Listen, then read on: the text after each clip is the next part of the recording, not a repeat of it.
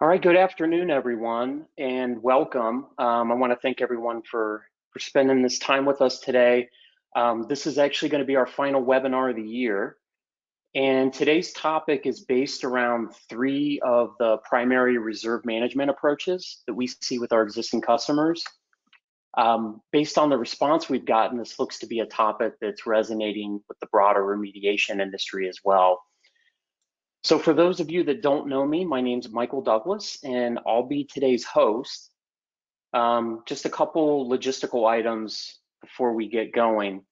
So we are recording today's webinar, and the recording, as well as the slides, will be sent to everyone within the next couple of days.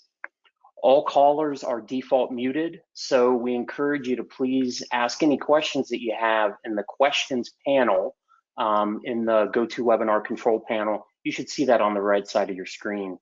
And then time permitting, we'll answer as many questions as possible live at the end. We will be ending today's webinar at about 5 till the hour. So then we'll follow up through email with any questions we don't get to. So many of you today are already customers or users of ENFOS, but some are not. So I'm just going to give a 5-minute introduction, and if you're interested in continuing the conversation, our contact information will be at the end on the last slide. But ENFOS is a software company, and we help organizations manage all of their project, financial, and environmental data around their environmental liability projects in one place. Next slide. We're cloud-based. Software as a service, meaning all you need to access ENFOS is an internet connection and a web browser. Your strategic partners and environmental suppliers have permission-based access to the system, allowing them to collaborate with our customers on their projects regarding scope, schedule, and budget to ensure one version of the truth. A core component of our value proposition is helping our customers manage their entire reserve process through its life cycle by connecting the reserve and budgeting process with spend management inside of a project management framework. And then we can integrate on the back end with systems such as SAP, Oracle, and Ariba to streamline those business processes. We also provide a non-invasive environmental technical data management approach to allow our customers to not only own, but also possess their environmental data. So having that capability allows our customers to manage their entire portfolio the same exact way at any scale while reducing their level of effort, automating business workflows, and minimizing risks. So with that, I'd like to introduce the speaker. Roger Well is a co-founder and currently serves as our president and chief operating officer. Roger's got over 33 years of experience in the field. Started his career as an environmental consultant. Roger has a bachelor's and master's in geology in addition to an MBA. And so with that, I'd like to turn it over to Roger. Great, thank you, Mike, and thanks everyone for attending. We had, like I said, Mike said, great registration, so we appreciate the interest, and we hope to leave you with some thought-provoking and interesting information today. So for our agenda today, we try to stick with a standard flow so that you know what you're going to get in terms of the layout and format of our webinars. So we'll talk about some learning objectives. We'll go over 3 general approaches for estimating liabilities. And then we'll review in depth some of the management considerations for each approach. And then we'll have a summary and a Q&A at the end. So for the learning objectives, we're going to talk about some of the most common practices that we see as a software provider for this industry and why they're used. So this is kind of the what and the why. We'll talk about the how in terms of implications for performance management and how ENFOS software configurations, which in business terms are business rules and project controls, how those are linked to our customers' business strategies around their liabilities.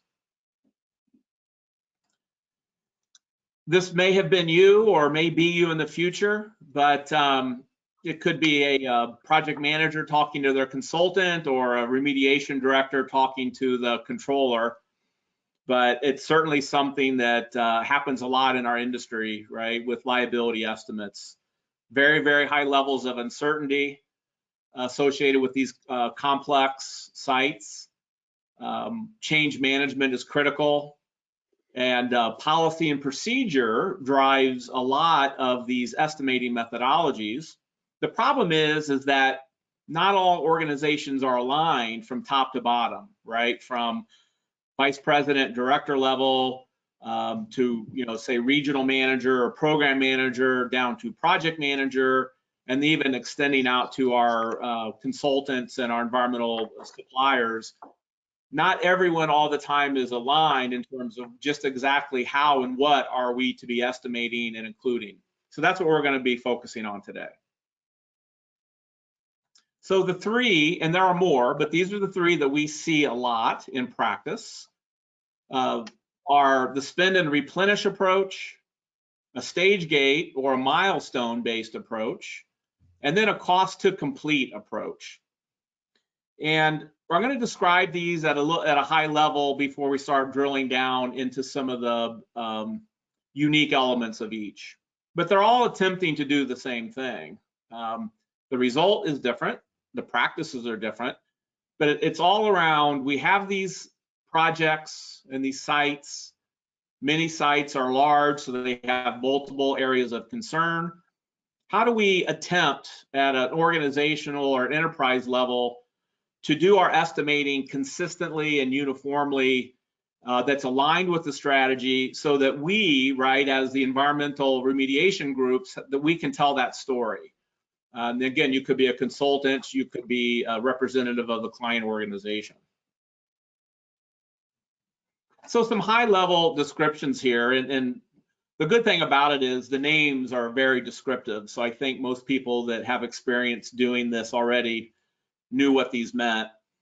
The spend and replenish approach, it basically means that we're spending money during an annual period or a quarter, and we're also replenishing that spend into the balance. And that could be at a project level and or at a program level. It ends up being a flat line through time, right? If you think about a life cycle roll up, sometimes it might be the actual reserve, but it ends up being a flat line when you look at the balance once that replenishment is completed at the end of the period. So it's basically a dollar for dollar or very close representation of that. The stage gate approach is where you're forecasting on an incremental basis as the project progresses, usually around major milestones, such as site characterization's complete, remedy design and selection is complete. We're moving now into a more stable long-term monitoring or O&M phase. But the actual forecasts don't get constructed for the downstream phases until you reach certain milestones. And then the third one is cost to complete. This is an approach where our customers in the industry will use full life cycle estimating from the beginning or very early on in the life of a new remediation project. So they're full life cycle estimates. Now, one of the things that I do want to say, ENFOS, we're a software company. There's a lot of other professional entities within this industry, such as finance and accounting folks and legal, certainly the remediation professionals. So what we're not doing here today is providing accounting guidance or audit guidance, right? There are professionals for that.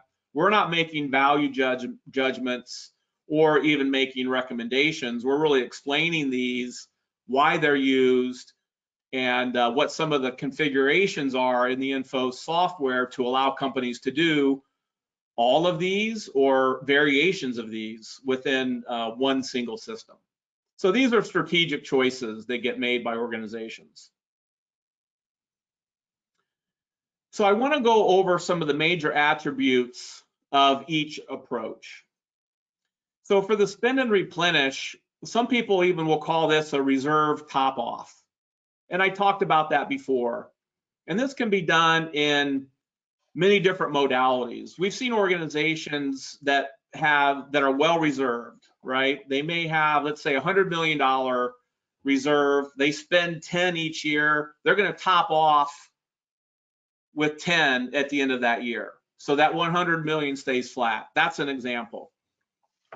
You also see this on programs within overall portfolios where certain types of sites have reached a very stable phase, like long-term monitoring or OM&M, and a spend and replenish approach is taken on a portion of the portfolio.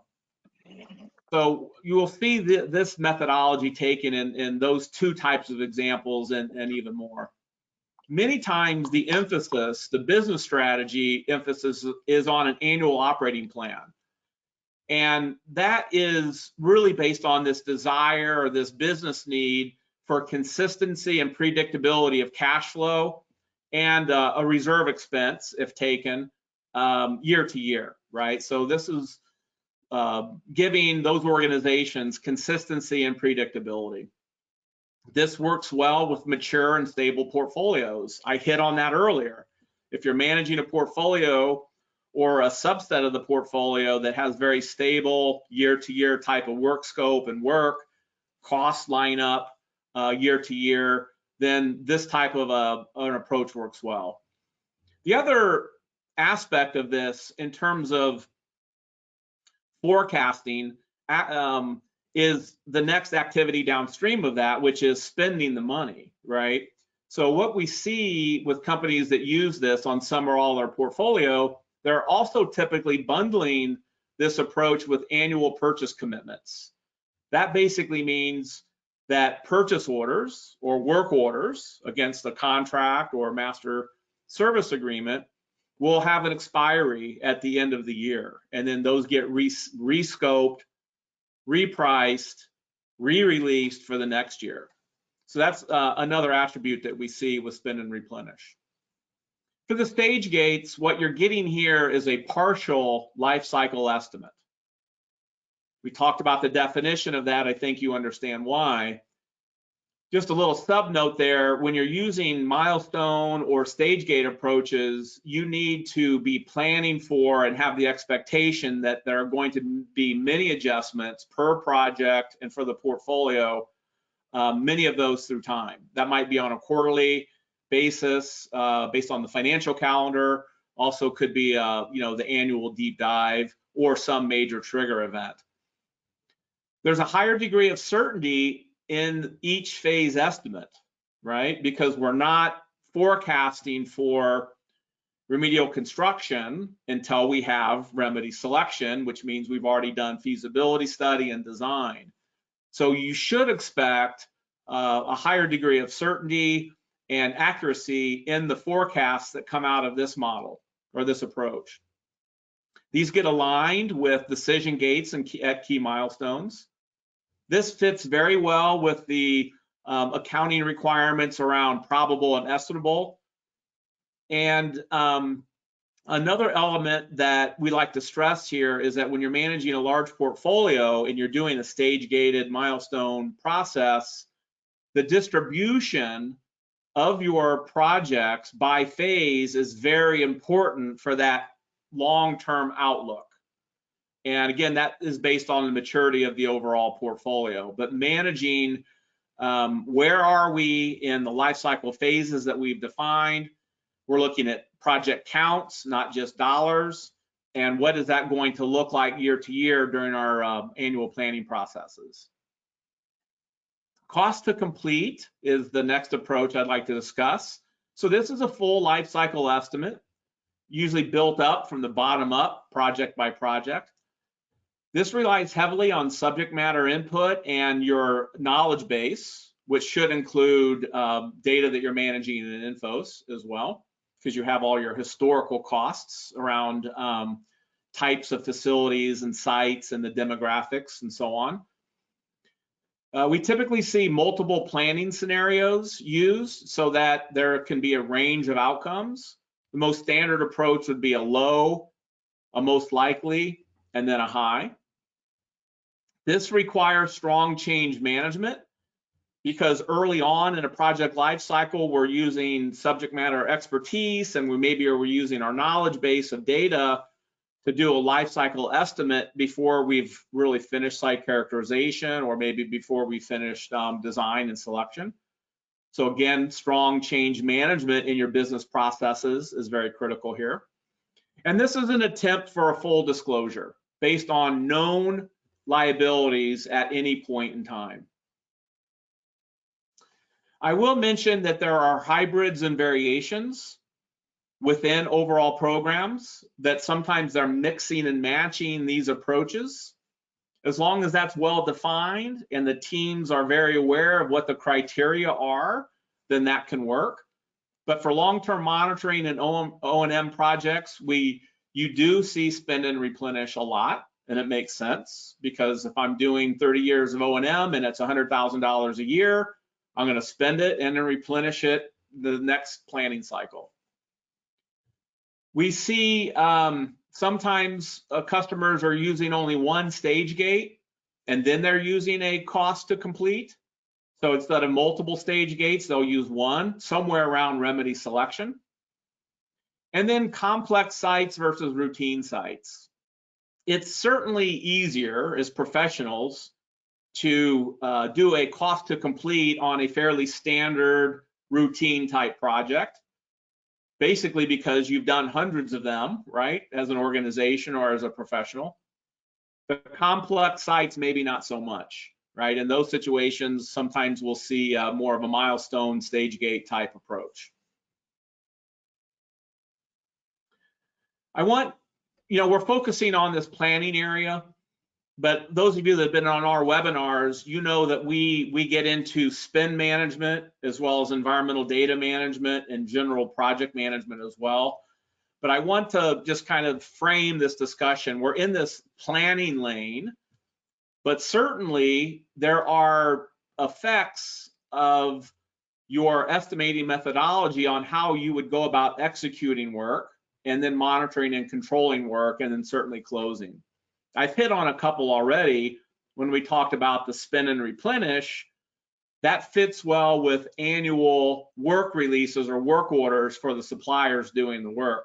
You don't see multi-year work commitments usually in that type of environment, because there's a desire to control and execute that work within shorter timeframes. So all three of those types of approaches have some foundational business requirements. And the business requirements translate into ENFOS configurations, right? As an enterprise software with a very diverse customer base, remediating projects of all kinds at chemical suites of all kinds, all over the world, right? Not just US or North America, but globally. Those business requirements have to translate into software settings and configurations. So I want to share some of the most common ones around this planning function.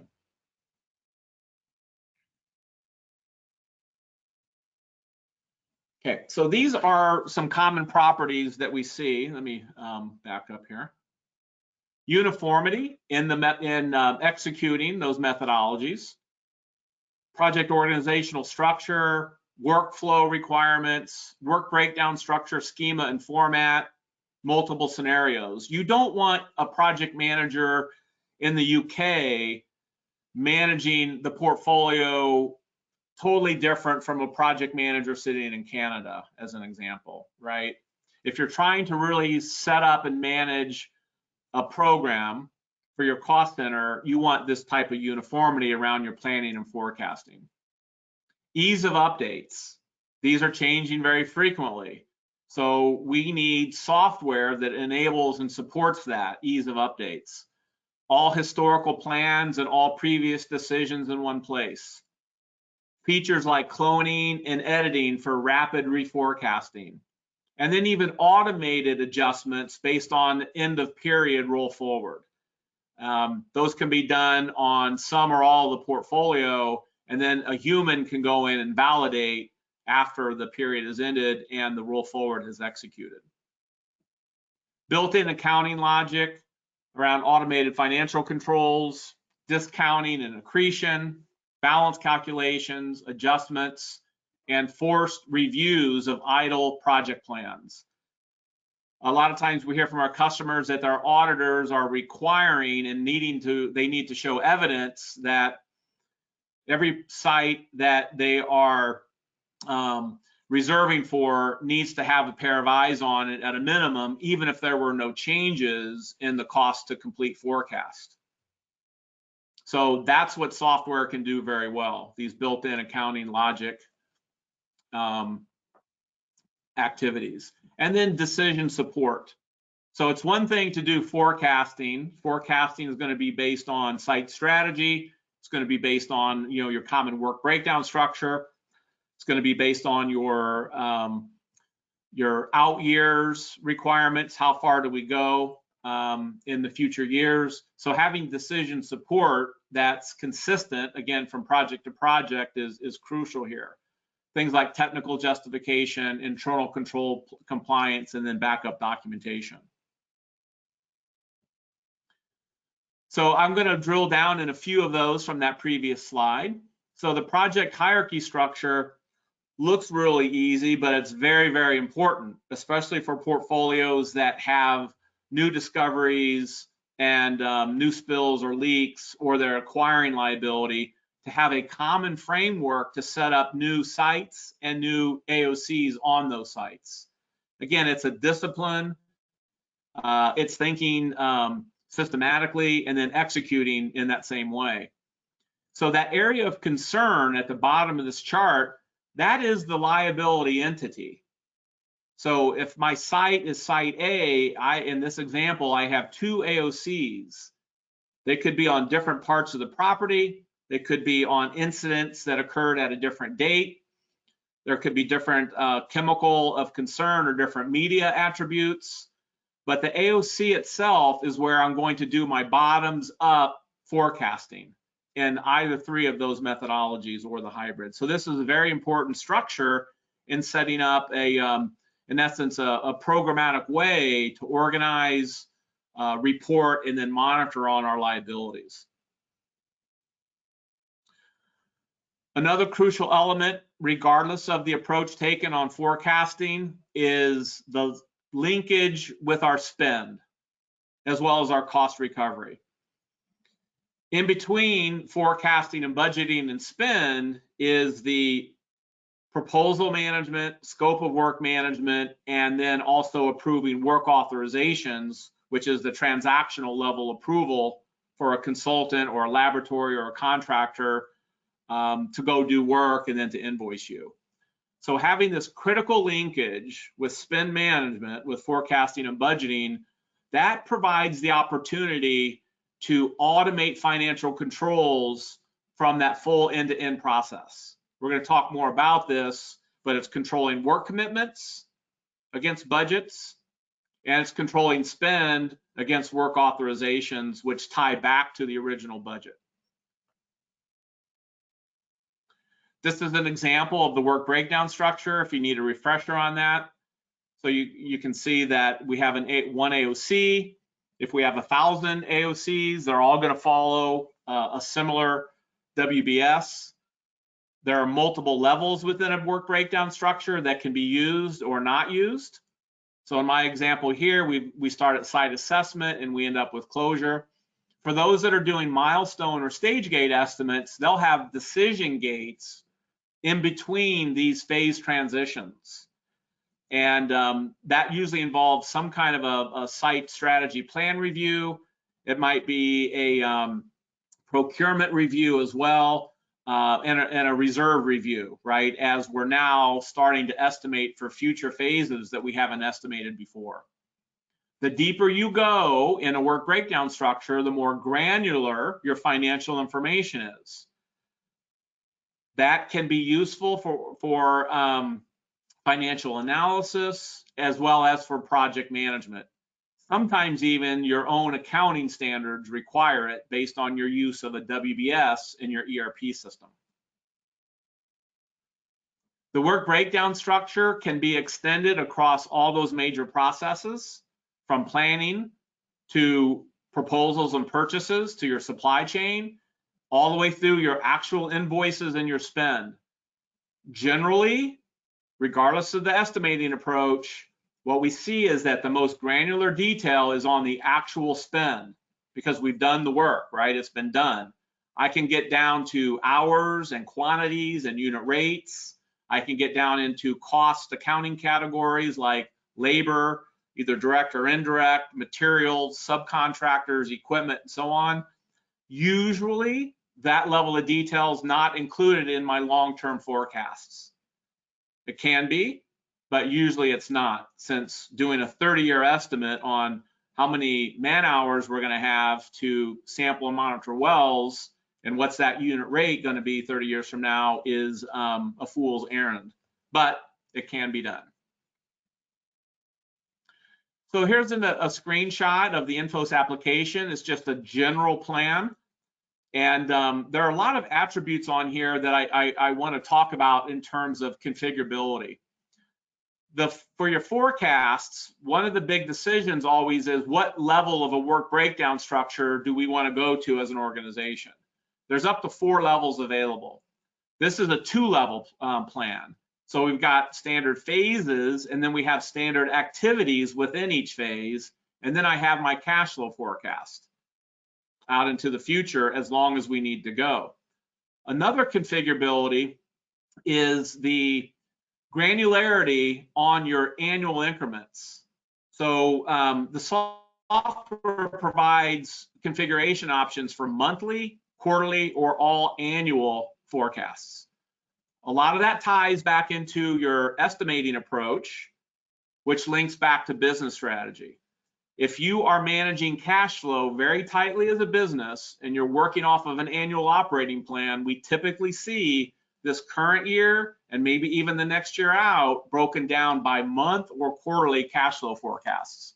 It makes for a lot more work for those that are forecasting and estimating, but that is a business requirement for some of you, and that's why you see that. Every project inside of ENFOS has a financial statement that is being provided in the course of the teams doing their work.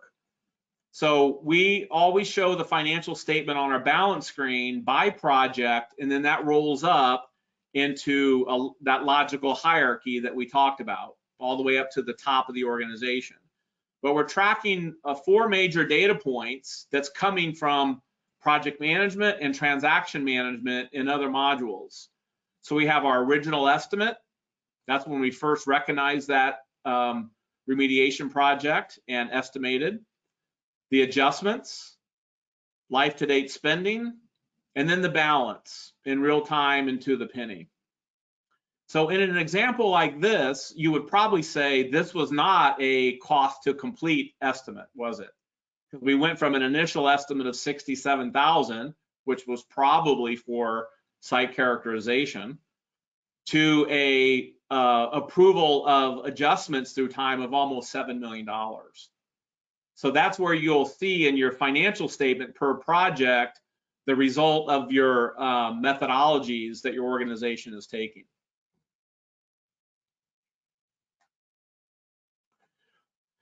That financial statement then is always expanded to show those same financial data points by your work scope as represented by the WBS.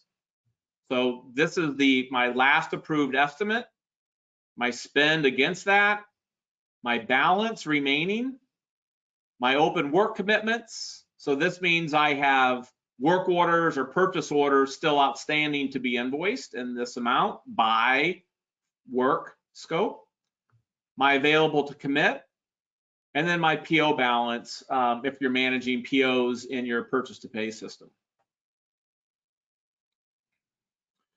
I also mentioned that in those planning scenarios for stage gate and for cost to complete, strong change management is required.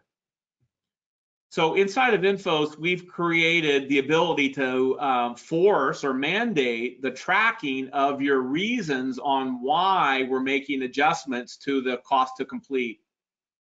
They're natural and they're normal, but normalizing them to a list of reasons is very important for your data analysis and the understanding of what's driving our changes, either up or down, within the overall portfolio. So why are we proposing the plan adjustment?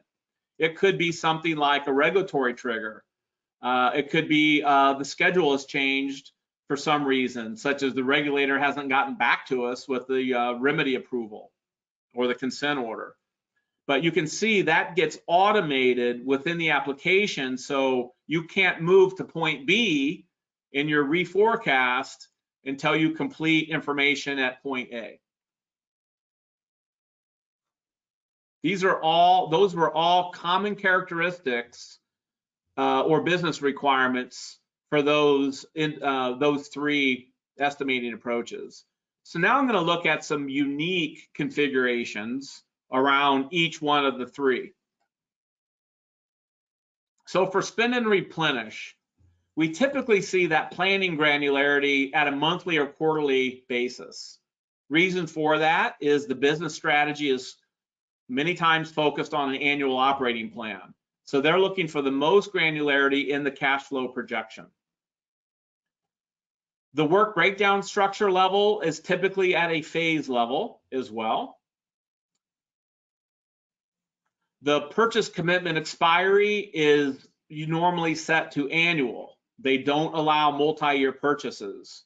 So even if you're doing O&M, and you're the consultant doing the O&M, you get asked for an annual scope of work and proposal for next year's O&M, so you get a new purchase order. That's the reason. And then a few other aspects on the automated project controls around spend and replenish. Customers like to use an available to commit validation by work breakdown structure for their scope and their cost. What that means is as they're committing work off of that annual operating plan, that money's becoming encumbered because it's already committed. The next proposal that comes in needs to check how much is available of that annual budget still to be committed for the year. So if a proposal comes in and it exceeds that, it's not approvable. So one of two things have to happen. We either have to make an adjustment on that annual plan, or we have to reject that proposal from our consultant or supplier, have that lowered so it comes in under. This ensures that you don't overspend the annual budget, because I can't spend it if I cannot commit it. We also see overcommit and overspend tolerances are usually set to 0. And there's no stretch in the rubber band, or very little stretch in the rubber band on some overspend. So, even if I'm just 2 or 3 hours over on one of my professional labor categories, that may not be approvable, right? That's an example there. So this is the classic example of a spend and replenish. So this is a project that's an operating soil vapor extraction system. We've got one phase of work only in our forecast. You can see we've already approved invoices of $130,000. We still got a month of invoicing left, so we might get up to $150, but I've got my $150 per year out for about 9 years. And now what I'm doing during my planning cycle is I'm replenishing on that next year, 2032 now, the $150 that we're going to spend this year. So I end up with a flat line. So that's an example, one example of a spend and replenish approach. So for the stage gate approach, instead of monthly cash flow projections, we normally see either quarterly or annual. There's a little bit of a less of a focus on the annual fiscal year and more focus on where am I at in my project, right? And if that crosses over the threshold of the end of a fiscal year, that can be okay. WBS level, we typically see a little bit more detail there. So we might see it to level 2, a phase and activity level. That's because generally sometimes stage gates are higher level than what a work phase is. So they want more granularity in the estimate because their customer might be embedding some of their stage gates into their work breakdown structure. For purchase commitment expiry, multi-year purchases are allowed, right? Same concept as I talked about with the date boundary condition at the end of that fiscal year. So you might get a 5-year O&M contract and purchase order in this type of an example, if that's the phase the project is in. And then some of the other automated financial controls that we see in use, instead of available to commit, we see these customers using available to spend validations, okay? Because their commitments can be multi-year. So that gets messy, right? Because I might have a purchase order that was approved 3 years ago that I'm still spending on. So the commitment's already there. There's nothing to validate. I need to validate spend. So invoices against that plan for the year. So available to spend validation. Overcommit and overspend tolerances are generally not zero, but they're usually somewhat low as a percent or as a absolute dollar amount. And then we also see strong use of decision support packages in a stage gate approach, because as you reach a milestone, there's generally a technical and a financial meeting that needs a lot of backup information saying, okay, we finished phase 1, 2, and 3. Here's everything we learned. Now we're proposing this for phase 4. All that documentation is bundled inside of ENFOS under a decision support package. It goes by other names. The labels can be changed, but it's some kind of a justification package around the decision to be made at that milestone. Here's an example screen out of ENFOS on a customer that uses stage gates. This is really kind of the header information. So we're moving, we're going to be adjusting the reserve. So we've got a reason code. We've got some comments. We've got data in here that the customer's using to manage their decision or their stage gates. So when do they expect to get into the select define? January of 2023. And then side by side to that, they're also forecasting for their major milestones within those stage gates. And then when you get into the planning section, what you see here is this is different than that previous screen I showed on the spend and replenish. Here, what you see in the forecast are the phases that we're in within that stage. So we have feasibility study and remedial design.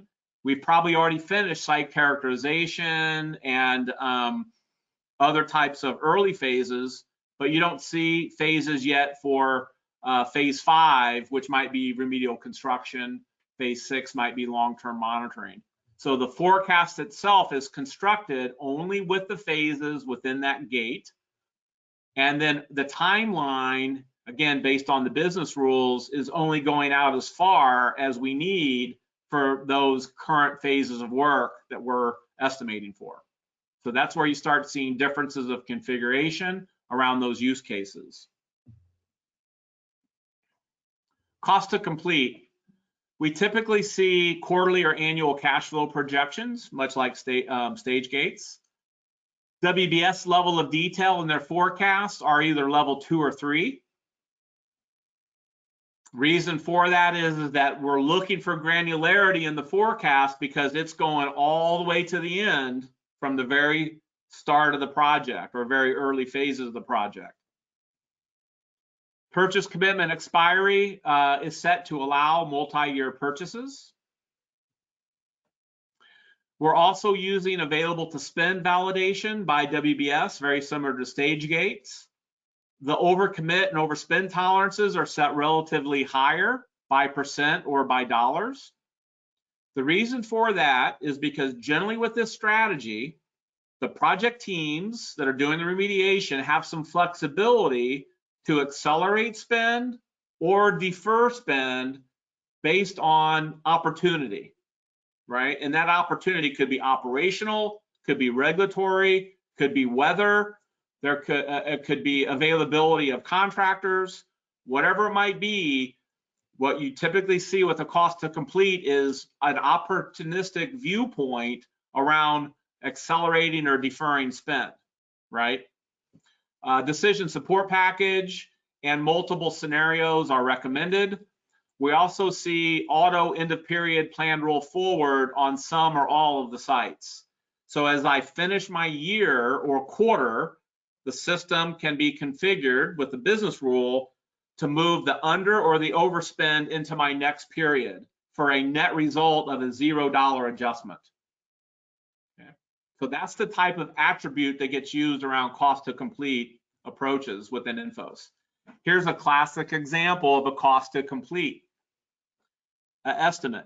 This is to one level of work breakdown structure, but you can see we're forecasting for spend over a longer term, and we're forecasting for spend on all phases from the very beginning of the project. Okay. Now we know that's going to change through time, and you have all those financial controls and decision support packages, but the construct of it looks very similar to what I'm showing here in this generalized approach. Okay, there's a metric that some of our customers use. ENFOS provides this metric as a standard report output. It's called cash efficiency. It's a financial ratio. And the financial ratio is a representation of how efficient is our spend at reducing the life cycle balance of that estimate. So we're basically looking at our estimate to complete at the beginning of a year. We reforecast, so I have an estimate to complete at the end of the year, and how much did I spend during that year? So it's a ratio of that. And the cash efficiency metric, then in this example, comes out to 0.66. That means for every dollar we spent, the balance went down 66 cents, right? That's what that ratio represents. This can be done project by project. It can be then summarized and rolled up for subsets of the portfolio, and it also can be done at a programmatic level for the entire program, so I can analyze performance year to year. The reason I brought this up on this presentation is because the cash efficiency we have found has a strong relationship to the phase that the project is in. Cash efficiencies below 0 basically means that my reserve adjustments or my adjustments to my forecasts are increasing at a rate faster than my spend. That usually occurs on the early life cycle phases. Okay. As I get to 0, that basically means that my spend is outpacing my adjustments up until I get to 1, which means that my spend, that means for every dollar I'm spending, I'm getting a $1 reduction in the balance. That typically doesn't occur until late stages. So if you're a spend and replenish company, you're going to be hovering around 0 on your cash efficiency, right? That's just the nature of this calculation. If you are doing stage gate, you're going to have a varying cash efficiency for your program based on the distribution of your projects by phase, right? If your cost to complete and you're doing a very good job at your estimating, you're going to be hovering closer to 0.5 to 1, right? For every dollar I spend, I'm reducing $1 off the balance. So I wanted to show this example because cash efficiency is a metric that's going to look different, and it's going to have different benchmark levels based on your estimating methodologies. In summary, your liability estimating approach must align with business strategy. Regardless of the estimating approach, there are foundational requirements that your processes and systems should be capable of delivering.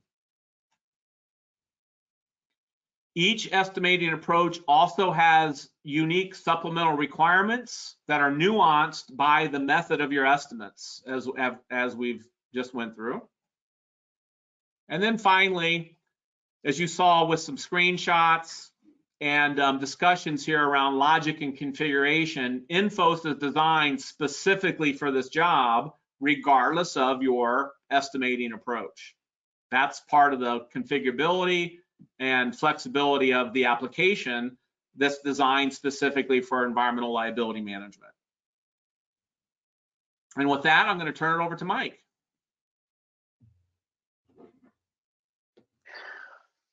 All right.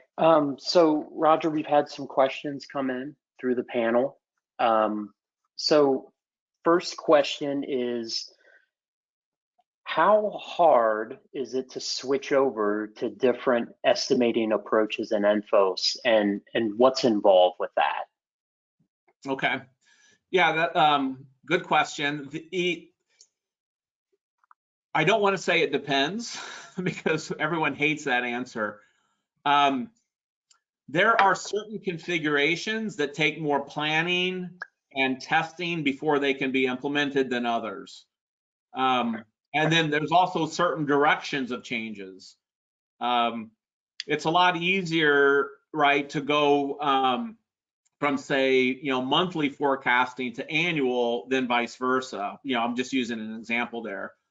But if you're adding phases to your work breakdown structure, right, because we were using spin and replenish, we didn't have a lot of granularity. Now we want to go to cost to complete. We want to add some levels of detail. The ENFOS solution and all of our solution consultants that are under the direction of Tori Behrens, who's our Director of Customer Success, they're trained in working with your team in planning that out, testing it, and then implementing it on your production system. I would say in general, they're pretty simple changes to make. However, what you don't want to do is make mistakes, and you don't want to rush a change like that. So my best advice is, if you're thinking about making changes, start communicating that to our customer success team, plan that out and execute it.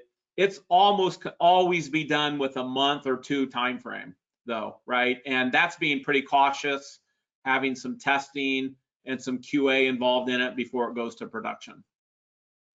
Okay, Mike? Okay. Yep. Another question here. So we use a hybrid estimating method, somewhere between stage gates and cost to complete. However, management still holds us to an annual budget that we cannot exceed. What would be the best configuration approach? Okay. Yeah, that is a business setting in ENFOS. We actually call that PO planning limits. So it's an actual setting in administration, and you can switch based on the level of control that you would like.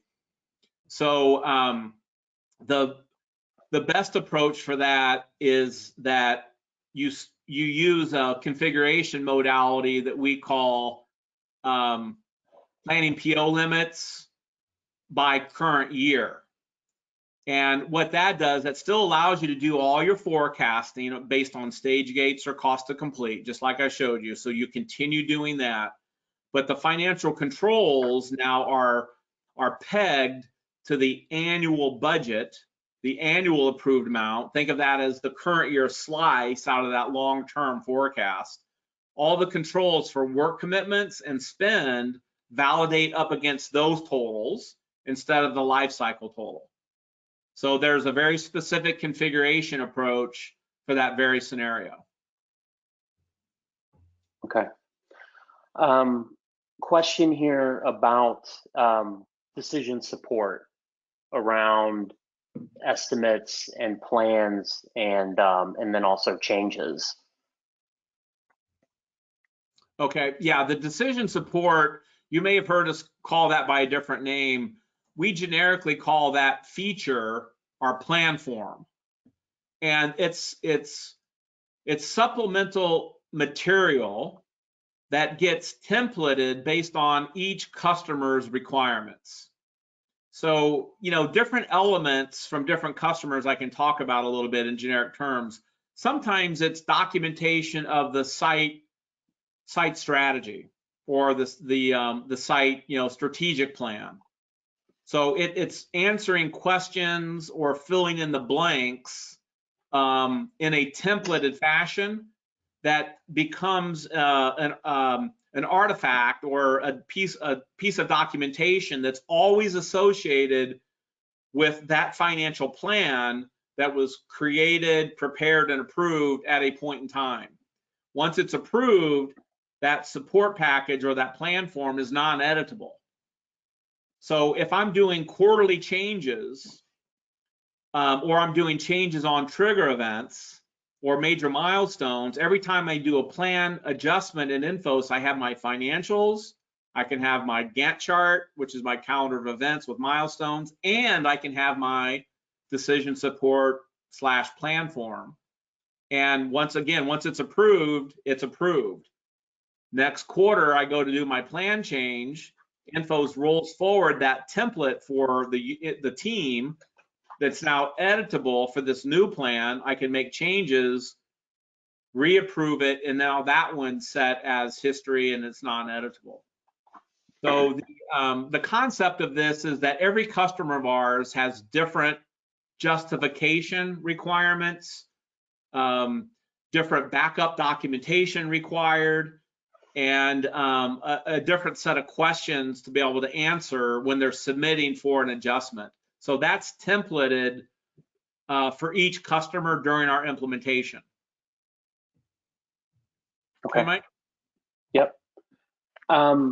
Question about labeling forecasts. So can we call our forecasts different things? I know you mentioned most likely low case, high case, but can those have different labels? Yeah, absolutely. And we're not smart enough to know everybody's labels, but we were smart enough to know that everybody labels things differently, right? And has different business terminology and different standards.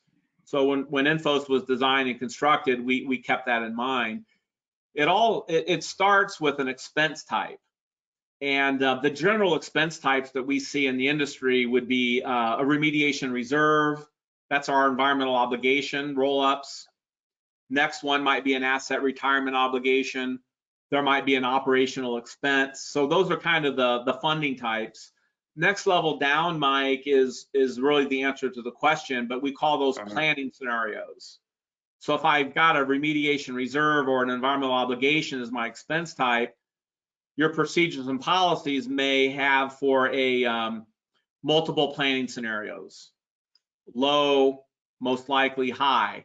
You can have as many scenarios as you want, and each customer labels them exactly what they want to be. We see things like most likely, probable and estimable, risk, opportunity. The list kind of goes on, but they're absolutely configurable for each customer within the ENFOS application. Okay, great. Yeah.